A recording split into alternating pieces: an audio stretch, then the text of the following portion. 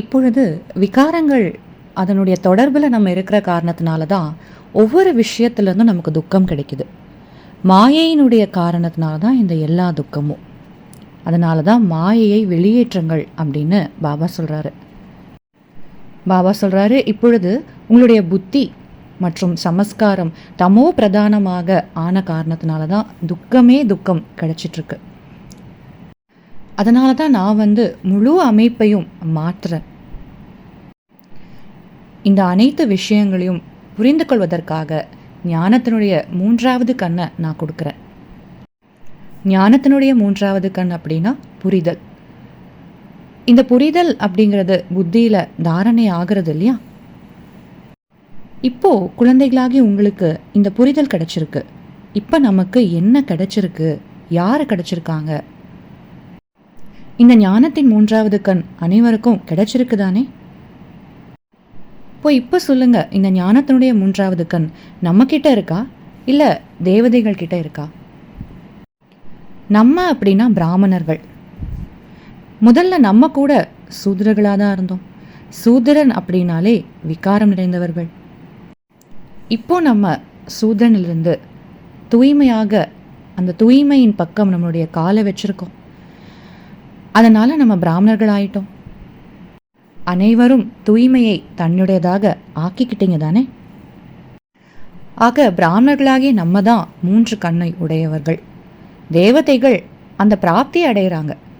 நம்ம பிராமணர்கள் தான் இந்த புருஷார்த்தத்தை செஞ்சு எதிர்காலத்தில் தேவதை ஆகி முழுமையான அந்த பிராப்தியை நம்ம அடைகிறோம்.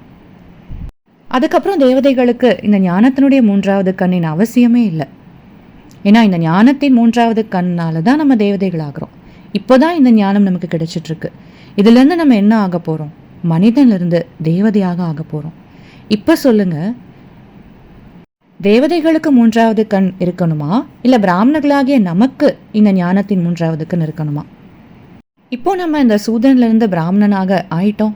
அதாவது பரமாத்மாவனுடைய வாயின் வழி பிறவி எடுத்தவர்கள் ஆயிட்டோம். பரமாத்மா பிரம்மாவனுடைய உடல்ல அமர்ந்து அந்த வாயின் மூலமாக இந்த ஞானத்தை கொடுத்துட்ருக்காரு. அந்த ஞானத்தின் மூலமாக தான் நம்ம உருவானோம். அதனால தான் சொல்லப்படுது வாயின் மூலம் பிறவி எடுத்தவர்கள். அதாவது இதுக்கு முன்னாடி என்ன புரிஞ்சிட்டு இருந்தோம்னா வாயிலிருந்து மனிதன் வெளிப்பட்டான் அப்படின்னு. அந்த மாதிரி கிடையாது. அந்த வாயின் மூலமாக நமக்கு ஞானம் கிடைச்சிட்ருக்கு. அதனால சூத்ரர்களாக இருந்த நம்ம தூய்மையாக ஆகிட்டுருக்கோம். எப்பொழுது நம்முடைய புதிய ஜென்மம் ஏற்படுதோ, பரமாத்மா மூலமாக இந்த புதிய ஜென்மம் ஏற்படுது, அப்போ நம்ம பிராமணர்களாக ஆயிடுறோம். இப்போ 3வது கண் யாருக்கு வேணும்? பிராமணர்களுக்கு இல்லையா? சங்கு, சக்கரம், அந்த கதை, தாமரை மலர், இது எல்லாமே அலங்காரம்.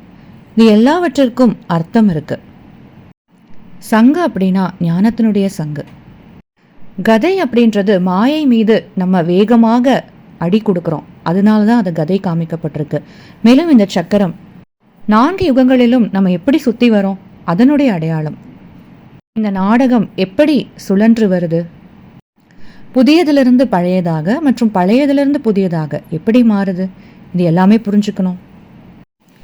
புதிய ஒரு விஷயத்தை தான் உருவாக்க வேண்டியிருக்கும். பழையதை உருவாக்க வேண்டிய அவசியம் இல்லை. அது தானாகவே பழையதாக மாறிடுது.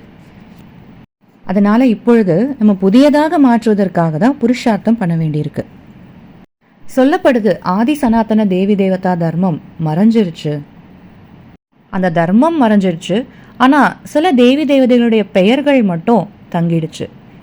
இதுதான் சொல்லப்படுது மறைஞ்சிருச்சு அப்படின்னு. தேவதைகளுடைய அந்த ப்ராக்டிக்கல் பயோகிராஃபி, அவர்களுடைய உண்மையான வாழ்க்கை கதை தெரியல. பக்தர்கள் யார் தேவதைகளை நினைக்கிறாங்களோ அவங்களுக்கு கூட தேவதைகளுடைய வாழ்க்கையை பற்றி தெரியல. இதனால்தான் சொல்லப்படுது அந்த தர்மம் மறைஞ்சிருச்சு. மற்றபடி பெயரளவுக்கு சித்திரங்கள் இருக்கு. சித்திரங்கள் கூட ஒரிஜினலாக இல்லை, பெயரளவுக்கு இருக்கு.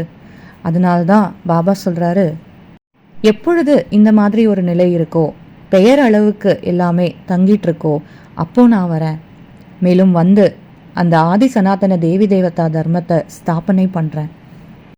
இந்த பாரதத்லாம் எல்லா காரியங்களும் நடந்துச்சு இல்லையா? அதனால்தான் பாரதத்திற்கு புகழ் வாய்ந்த பெயர் நிலச்சிருக்கு. இந்த பாரதத்தில் தான் இந்த வர்ணங்கள் எல்லாத்தையுமே சொல்கிறாங்க. ஏற்றுக்கொள்கிறாங்க.